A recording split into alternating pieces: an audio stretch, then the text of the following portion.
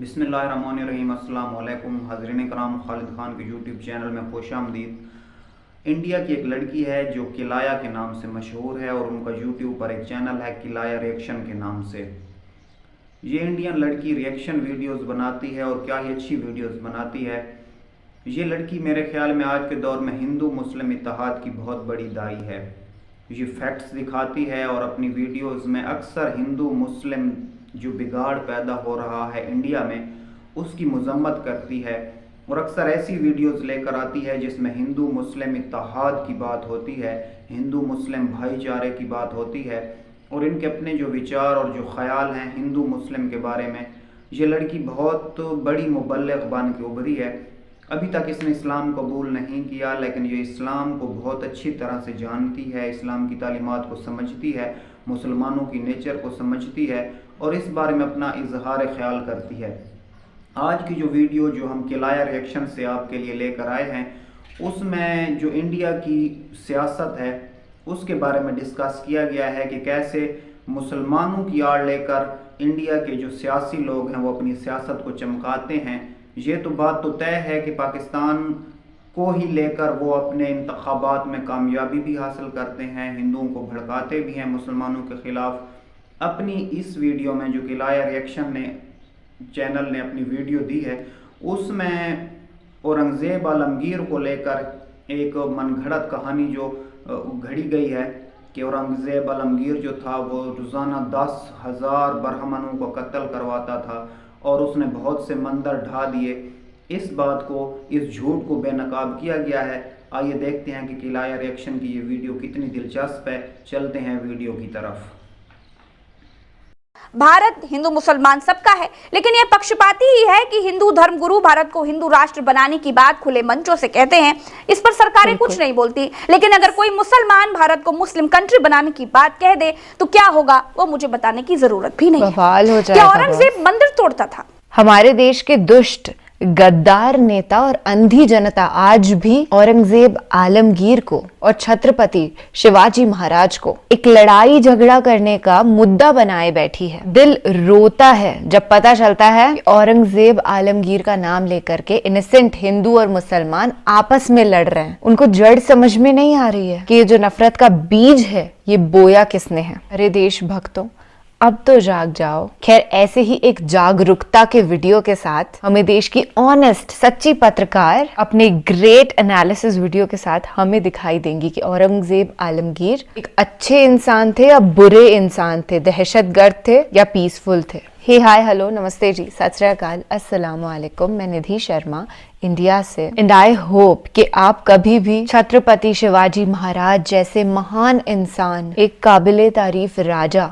और औरंगजेब आलमगीर को याद करके फाइट नहीं करते होंगे, बल्कि उनकी जो पॉजिटिव क्वालिटीज हैं उनको अपनाने की कोशिश करते होंगे। अच्छा चलिए हम फिलहाल ना प्रज्ञा मिश्रा जी का एनालिसिस देखते हैं, फिर उसके बाद हम तफसीली गुफ्तगू करेंगे प्यार भरी मोहब्बत नुमा। नमस्कार दोस्तों, हर चुनाव में मुगल काल का कोई ना कोई बादशाह भारतीय जनता पार्टी के कैंडिडेट को मुख्यमंत्री बनने में मदद करता है। इस बार महाराष्ट्र में चुनाव है। कुछ लोगों ने फोन पर गुजरात में पैदा हुए मुगल शासक औरंगजेब का स्टेटस लगा लिया और बवाल हो गया। इस बार महाराष्ट्र में भारतीय जनता पार्टी के चुनाव प्रचार समिति के अध्यक्ष औरंगजेब ही होने वाले हैं, ये तय है। औरंगजेब की औलादे पैदा हुई है कि औरंगजेब का फोटो दिखाते हैं, औरंगजेब का स्टेटस रखते हैं, तो फिर ये गोडसे की औलाद कौन है, बोलो हमको। हर राज्य और जिले के लिए बिल्कुल अलग अलग मुगल बादशाह सेट है। जैसे उत्तर प्रदेश, बिहार और राजस्थान के लिए बाबर और अकबर फिक्स है, वैसे ही महाराष्ट्र के लिए औरंगजेब का चयन किया गया है। तो आज के वीडियो में हम जानेंगे कि जिस औरंगजेब के बारे में ये बताया जाता है कि वो रोज जब तक 10,000 ब्राह्मणों के जनेऊ नहीं देख लेता था तब तक खाना नहीं खाता था, तो क्या औरंगजेब इतना ही खतरनाक था? अगर वो रोज 10,000 ब्राह्मणों की हत्या करता था तो फिर 49 साल उसने राज किया, इतने सालों में कितने ब्राह्मणों को मार डाला? औरंगजेब मंदिर क्यों तोड़ता था? जब वो मंदिर तोड़ता था तो फिर मंदिर बनवाता क्यों था? जब औरंगजेब ने संगीत पर बैन लगा दिया था तो फिर वो सबसे अच्छा वीणा कैसे बजा लेता था? जब वो हिंदुओं पर जजिया कर लगाता था तो फिर उसके सेनापति राजपूत कैसे थे?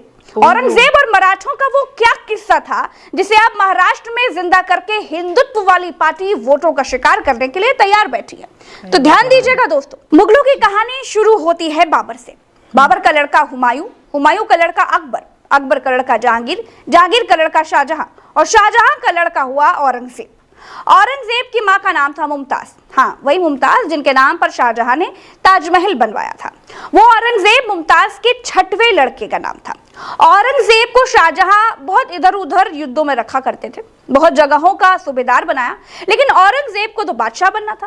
औरंगजेब ने अपने पिता शाहजहां को बंदी बना लिया, भाई दारा शिकोह को विश्वासघात के आरोप में फांसी पर लटका दिया और खुद दिल्ली में ताज पहन लिया।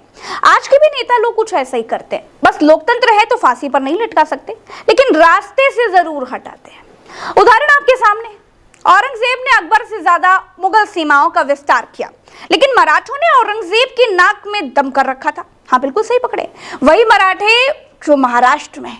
अब आपको औरंगजेब की डीपी और बवाल की क्रोनोलॉजी समझ में आने लगी होगी दोस्तों। अंग्रेजों ने औरंगजेब को कैसे इस्तेमाल किया। अब बात आती है कि औरंगजेब कैसा था, ये दुनिया को किसने बताया? दोस्तों औरंगजेब पर बहुत कुछ लिखा गया। इतिहासकारों के नए नवीन शोध बताते हैं कि औरंगजेब की ये छवि ब्रिटिश इतिहासकारों ने भारत में हिंदू मुसलमान को बांटने के लिए गढ़ी, क्योंकि अंग्रेजों की रणनीति ही बंटवारे की थी। वो भारतीय इतिहास को हिंदू मुसलमान के धार्मिक चश्मे से देखना चाहते थे, इसीलिए उन्होंने भारतीय इतिहास के प्राचीन काल और मध्यकाल को हिंदू और मुस्लिम काल कहा, लेकिन अपने ब्रिटिश काल को ईसाई काल कहने के बजाय ब्रिटिश काल ही कहा। इसी तर्ज पर मराठी छत्रपति शिवाजी को एक हिंदू शासक के रूप में पेश किया और औरंगजेब के साथ उनके लंबे समय तक चले संघर्ष को हिंदू बनाम मुस्लिम संघर्ष बना दिया। जबकि शिवाजी की सेना में मुसलमान और औरंगजेब की सेना में हिंदू बहुत बड़ी संख्या में थे और दोनों के बीच संघर्ष का आधार सत्ता और अधिकार था, धर्म नहीं। दोस्तों दूसरे मुगल शासकों की तुलना में औरंगजेब के शासनकाल में सबसे ज्यादा हिंदू उसका शासन संभालने में मदद करते थे। ऐतिहासिक तथ्य बताते हैं कि औरंगजेब 15 करोड़ लोगों पर शासन करता था। उसके पिता शाहजहां के शासनकाल में सेना के तमाम पदों और दरबार के दूसरे अहम पदों पर हिंदुओं की तादाद 24% थी, जो औरंगजेब के समय में 33% तक हो गई थी। औरंगजेब की सेना में वरिष्ठ पदों पर बड़ी संख्या में कई राजपूत नियुक्त किए गए थे। दोस्तों मराठों और सिखों के खिलाफ औरंगजेब के हमले को धार्मिक चश्मे से देखा जाता है, लेकिन ये बताते वक्त इस बात की उपेक्षा कर दी जाती है कि तब युद्ध क्षेत्र में मुगल सेना की कमान अक्सर राजपूत सेनापतियों के हाथ में ही होती थी। मारवाड़ के राजा जसवंत सिंह औरंगजेब की सेना में बतौर सेनापति शामिल थे। जजिया कर, अब बात जजिया कर पर भी कर लेते, क्योंकि जजिया कर के बारे में औरंगजेब से जुड़ी हुई कहानियां बहुत सारी कही जाती हैं। दोस्तों जो जजिया कर अकबर ने राजपूत कन्या जोधा से विवाह करने के बाद खत्म कर दिया था, वो कर दोबारा औरंगजेब ने लगाया। जजिया कर मुस्लिम राज्य में रहने वाले गैर मुस्लिमों से वसूला जाता था। औरंगजेब के अत्याचार की कहानी बताते हुए पूरे जजिया कर के बारे में कभी नहीं बताया गया, क्योंकि यह उच्च वर्ग को इस कर से छूट थी। इतिहासकारों के मुताबिक जजिया कर उस समय के हिसाब से था। इसके 3 स्तर थे और इसका निर्धारण संबंधित व्यक्ति की आमदनी से होता था। इस कर के कुछ अपवाद भी थे। गरीबों, बेरोजगारों और शारीरिक रूप से अशक्त लोग इसके दायरे से बाहर थे। इनके अलावा हिंदुओं की वर्ण व्यवस्था में सबसे ऊपर आने वाले ब्राह्मण और सरकारी अधिकारी भी इससे बाहर थे। मुसलमानों के ऊपर लगने वाला ऐसा धार्मिक कर ज़कात था जो हर अमीर मुसलमान को देना जरूरी होता था। आज के हिसाब से जजिया कर एक पक्षपाती कर है, क्योंकि इसमें हिंदुओं को 5% और मुसलमानों को 2.5% कर चुकाना होता था। इसमें कोई दो राय नहीं है। लेकिन औरंगजेब के बारे में ये बताते समय हिंदू मुसलमान को बांटने वाले मुसलमानों पर लगने वाले ज़कात के बारे में छिपा ले जाते हैं। आधुनिक मूल्यों के मानदंडों पर जजिया एक पक्षपाती व्यवस्था थी। राष्ट्र, धर्म और जाति के आधार पर इस तरह की भेद नहीं कर सकते। इसीलिए जब हम 17वीं शताब्दी की व्यवस्था को आधुनिक राष्ट्रों के पैमानों पर इसे देखते हैं तो ये अराजक व्यवस्था लग सकती है। लेकिन औरंगजेब के समय ऐसा नहीं था। उस दौर में उसके दूसरे उदाहरण भी मिलते हैं। जैसे मराठों ने दक्षिण के एक बड़े हिस्से में मुगलों को बेदखल कर दिया था। उनकी कर व्यवस्था भी तकरीबन इसी स्तर की पक्षपाती थी। वो मुसलमानों से ज़कात वसूलते थे और हिंदू आबादी इस तरह किसी भी व्यवस्था से बाहर थी। जैसे आज भारत हिंदू मुसलमान सबका है, लेकिन यह पक्षपाती ही है कि हिंदू धर्मगुरु भारत को हिंदू राष्ट्र बनाने की बात खुले मंचों से कहते हैं, इस पर सरकारें कुछ नहीं बोलती। लेकिन अगर कोई मुसलमान भारत को मुस्लिम कंट्री बनाने की बात कह दे तो क्या होगा वो मुझे बताने की जरूरत भी नहीं है। क्या औरंगजेब मंदिर तोड़ता था? दोस्तों अब बात आती है कि औरंगजेब मंदिरों को क्यों तोड़ता था, उसको मंदिरों से आखिर क्या दुश्मनी थी। तो सच ये है कि औरंगजेब ने जितने मंदिर तोड़वाए उससे कहीं ज्यादा बनवाए भी। जी हाँ, विश्व प्रसिद्ध इतिहासकार रिचर्ड ईटन के मुताबिक मुगल काल में मंदिरों को ढहाना एक दुर्लभ घटना हुआ करती थी और जब भी ऐसा हुआ करता था तो उसके कारण राजनीतिक रहे। ईटन के मुताबिक वही मंदिर तोड़े गए जिनमें विद्रोहियों को शरण मिलती थी या जिन मंदिरों से औरंगजेब की खिलाफत करने वालों को मदद होती थी। ईटन के मुताबिक उस समय मंदिर तोड़ने का कोई धार्मिक उद्देश्य नहीं होता था। इसको आज के हिसाब से अगर आप देखेंगे तो ये ठीक वैसा ही हो सकता है जैसे गोल्डन टेम्पल में खालिस्तानियों के छिपे होने की वजह से इंदिरा गांधी ने ऑपरेशन ब्लू स्टार चलाया था। अब इस बेसिस पर इंदिरा गांधी को इतिहास सिख विरोधी गुरुद्वारा तोड़ने वाली भी कह सकता है, लेकिन सच क्या था वो आप जान रहे हैं। बिल्कुल। किंग्स कॉलेज लंदन की इतिहासकार कैथरीन बटलर तो यहाँ तक कहती हैं कि औरंगजेब ने जितने मंदिर तोड़े उससे ज्यादा मंदिर बनवाए थे। कैथरीन फ्रैंक, एम अतर अली और जलालुद्दीन जैसे विद्वान इस तरफ भी इशारा करते हुए कहते हैं कि औरंगजेब ने कई हिंदू मंदिरों को अनुदान भी दिया था, जिनमें बनारस का जंगमबाड़ी मठ, चित्रकूट का बालाजी मंदिर, इलाहाबाद का सोमेश्वर नाथ महादेव मंदिर और गुवाहाटी का उमानंद मंदिर सबसे जाने पहचाने सबके नाम है। जिस मुगल काल में मंदिरों को तोड़े जाने की बात इतनी ज्यादा प्रचलन में है उसमें हिंदुओं द्वारा लिखित किताबों में विशेष जिक्र नहीं मिलता। 18वीं शताब्दी में जब सल्तनत खत्म हो गई तब भी इस बात का कहीं जिक्र नहीं मिलता। मुगल शासकों द्वारा हिंदू मंदिर तोड़े जाने का मुद्दा भारत में 1980 और 1990 के बाद गर्म होना शुरू हुआ था। अब बात संगीत की भी कर लेते हैं कि क्या सच में औरंगजेब ने संगीत पर बैन लगा दिया था? तो दोस्तों औरंगजेब को कट्टरपंथी साबित करने की कोशिश में एक बड़ा तर्क ये भी दिया जाता है कि औरंगजेब ने संगीत पर प्रतिबंध लगा दिया था, लेकिन ये बात सही नहीं है। इतिहासकार कैथरीन बताती हैं कि सल्तनत में तो क्या, संगीत पर उन्होंने अपने दरबार में भी प्रतिबंध नहीं लगाया था। औरंगजेब ने जिस दिन राजगद्दी संभाली थी उसी दिन से हर साल उस दिन उत्सव में खूब नाच गाना होता था। कुछ रचना में औरंगजेब नाम शामिल है जो बताता है कि उसके शासनकाल में संगीत को संरक्षण हासिल था। कुछ ऐतिहासिक तथ्य इस बात की तरफ भी इशारा करते हैं कि औरंगजेब खुद संगीत का अच्छा जानकार था। मिराते आलम में बख्तार खान ने लिखा है कि औरंगजेब को संगीत का विशारदों जैसा ज्ञान था। मुगल विद्वान फकीरुल्लाह ने राग दर्पण नाम के दस्तावेज में औरंगजेब के पसंदीदा गायकों और वादकों के नाम दर्ज किए हैं। औरंगजेब को अपने बेटों में आजम शाह बहुत प्रिय था। कहते हैं कि आजम शाह अपने पिता के जीवन काल में ही निपुण संगीतकार बन चुका था। अगर औरंगजेब ने संगीत पर प्रतिबंध लगा दिया था तो फिर उसके समय में ही सबसे ज्यादा संगीत की किताबें क्यों लिखी गई? दक्षिण में मराठों ने औरंगजेब की बैंड बजा रखी थी। औरंगजेब चाहता था कि उसका शासन पूरे दक्षिण भारत पर हो, लेकिन मराठों की बहादुरी के आगे उसको घुटने टेकने पड़ गए। 1683 में औरंगजेब स्वयं सेना को लेकर के दक्षिण भाग गया। आखिर 25 साल तक उसने वहीं पर अपना अभियान चलाया। 50 सालों तक शासन करने के बाद मृत्यु दक्षिण के अहमदाबाद में 3 मार्च सन 1707 ईस्वी में हो गई।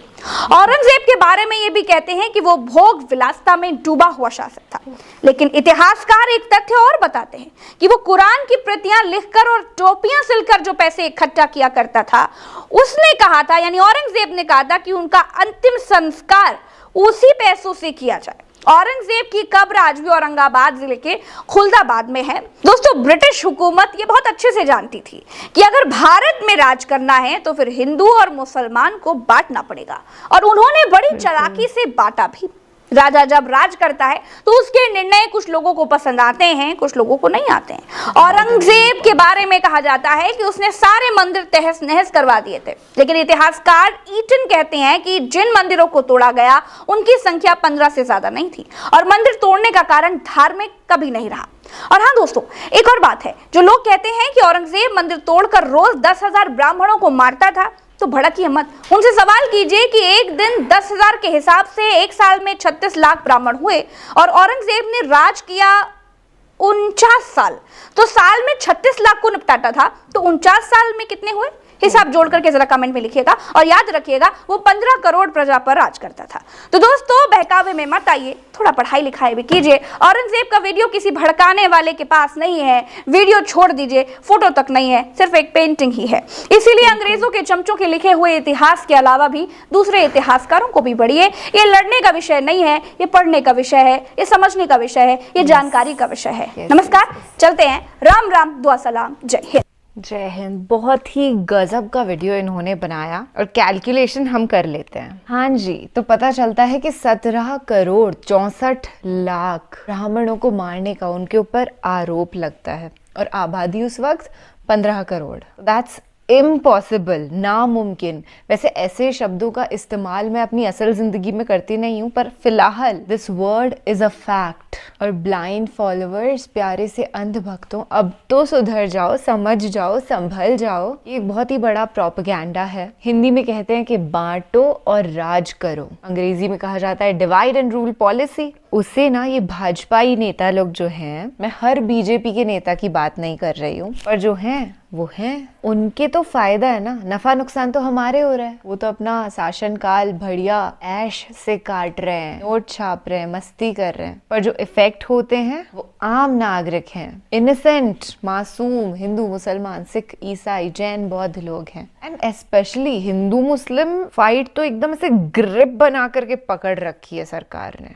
And we have to get out of it. देखो, जिस बंदे ने यहाँ तक वीडियो को देख लिया, इतना तो समझ ही गया है कि मोदी है तो नामुमकिन है। अच्छे दिन इमेजिन करना भी छोड़ दीजिए उनके राज में। देखिए, गुड डेज ना हम अल्लाह सुब्हान व तआला, गॉड ऑलमाइटी, भगवान जी की दया से प्राप्त कर सकते हैं, उनके रहम से, पर सरकार से कोई उम्मीदें नहीं रख सकते। मौजूदा सरकार, जितना जल्दी से जल्दी हो सके हमें छुटकारा पाना चाहिए इनसे, और इन्हें नेक्स्ट टाइम पावर में नहीं आने देना चाहिए बिल्कुल भी। अगर आप इस आइडियोलॉजी को सपोर्ट करते हैं, प्रमोट करते हैं, तो वीडियो शेयर कर दीजिएगा। अक्सर तौर पर कभी भी नहीं कहती हूँ मैं ये, पर फिलहाल मामला बहुत बहुत पेचीदा है। और प्रज्ञा मिश्रा जी को अ बिग थैंक्स, बट एक सलाह भी मैं ज़रूर दूंगी कि उन्होंने औरंगज़ेब इतनी बार दोहराया ये शब्द, वो थोड़ा और इज्जत से पुकार सकती थी और छत्रपति शिवाजी को भी महाराज कह सकती थी। चलिए, ये मेरी विचारधारा है, आप अपनी कमेंट सेक्शन में बताइएगा। एक सच्ची जर्नलिस्ट प्रज्ञा मिश्रा जी की ही स्टाइल में कहूँगी कि राम राम,